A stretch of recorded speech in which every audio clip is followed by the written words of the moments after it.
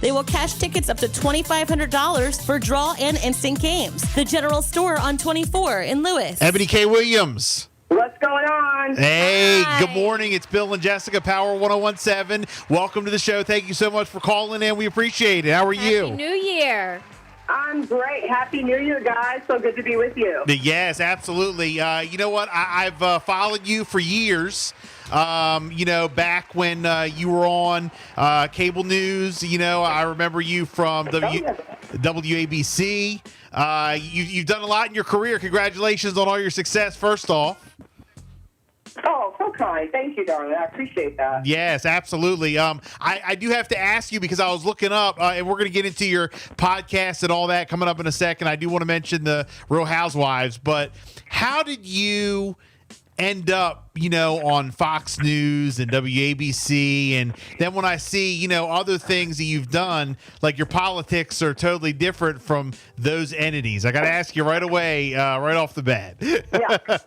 No, I love it. Let's go to the deep end. Yeah, so I started my career in talk radio. So I answered, how did I end up on Fox News? So I started on talk radio in L.A., KFI AM 640, which is also a conservative outlet. It's an interesting thing that I don't have a good answer around in terms of why somebody who is, what are these words even mean anymore, right? Liberal, conservative, moderate, whatever. Probably, if I had to say, moderate at best, maybe a little less to center, whatever. But, I started most of my career in staunchly conservative media outlets. And the only thing I could think as to why that happened at KFI, Fox News, and then at WABC Radio in New York, I think that my temperament, my ability to communicate my points of view and based in fact and logic and reason, that was different from the majority points of view on those platforms, but it was understandable and worth a conversation.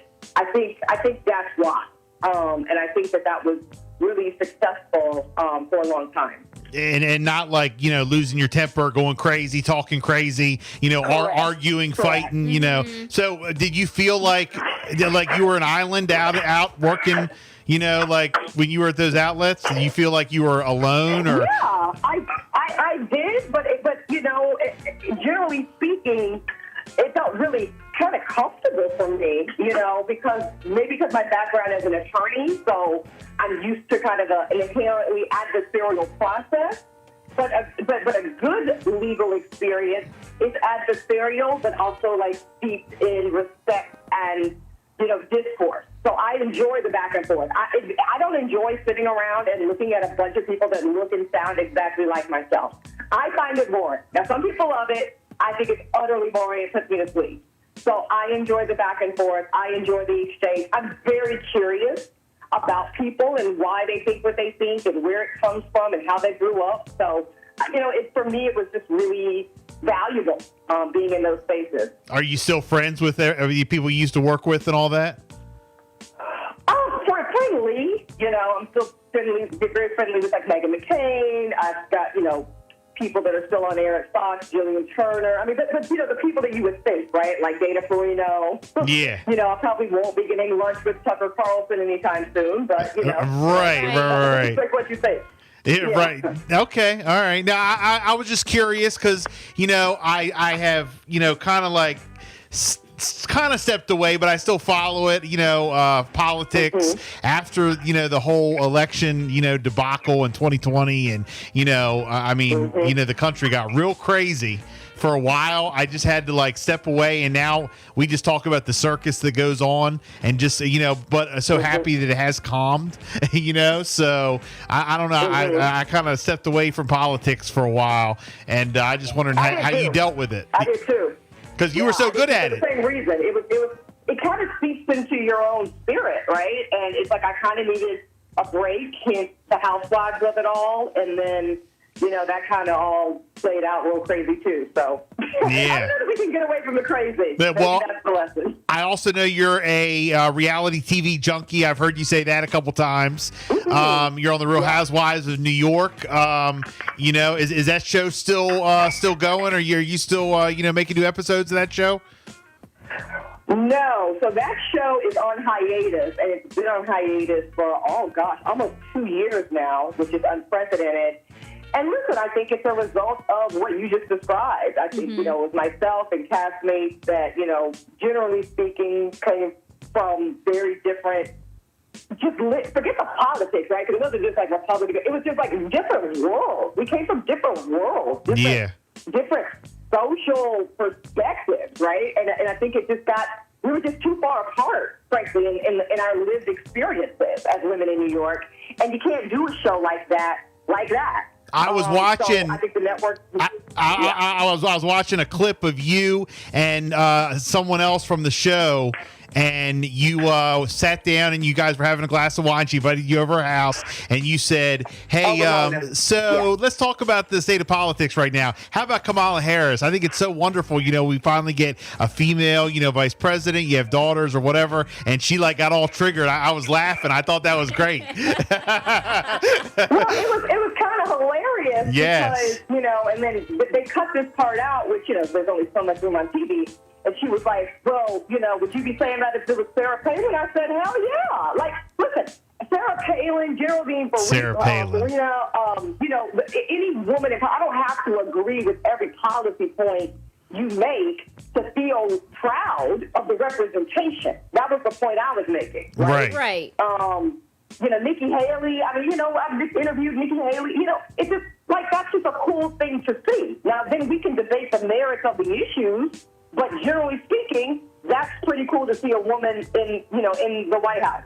Well, anyway, Ramona freaked out. That just brought up her own apartment, which was hilarious, and it was all very ridiculous. Yeah, well, you know, her asking you if you would have thought the same way with Sarah Palin just brought up her whole mindset and the way she was thinking anyway. Because what difference does it make? Exactly. Why she got to say Sarah Palin? Like, come on, you know. Yeah. So, well, but anyway, it showed how much she didn't know. But it showed how much she didn't know me. Right. I think she was expecting me to freak out. It's like, no, like.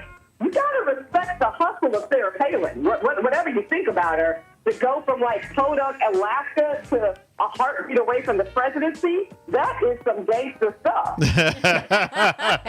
Man, this is, you know, you're so great being able in your temperament and in the way that you talk about things and the way you look at things. We got to have you on. I can talk to you for an hour. All right. So real quick, now let's promote your podcast. Your Webby nominated. What I came to do. Right. Your Webby nominated podcast, Holding Court with Eboni K. Williams. For people who have not heard it yet, people who are interested, give us a rundown.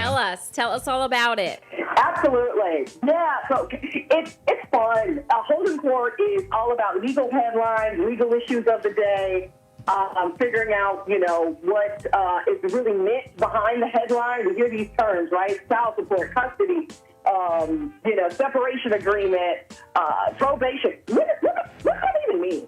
So on the show, we break it down into the minutia, the nitty-gritty, so people can understand it, and then apply it, right, to their own everyday lives. This stuff that we see celebrities go through, believe it or not, it's so applicable to everyday people. It might be Jay-Z suing Bacardi for, you know, $100 million for breach of contract. How many of us in our everyday lives, mom and pop businesses, small businesses, landlord, tenant leases, we got to deal with similar issues, you know? So if you can learn something on Holding Court that Jay-Z is going through, or Nike and Kyrie Irving or whatever, and then apply it and have a better outcome, that's the goal of the show. And also to laugh and, like, really have a good time with me and my co-host, Dustin Ross, because we're a good time.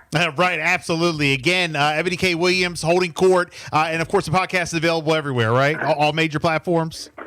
All platforms, Apple, Spotify, Stitcher, you name it. All right, very good. Eboni, if people want to follow you on social media, how can they do that?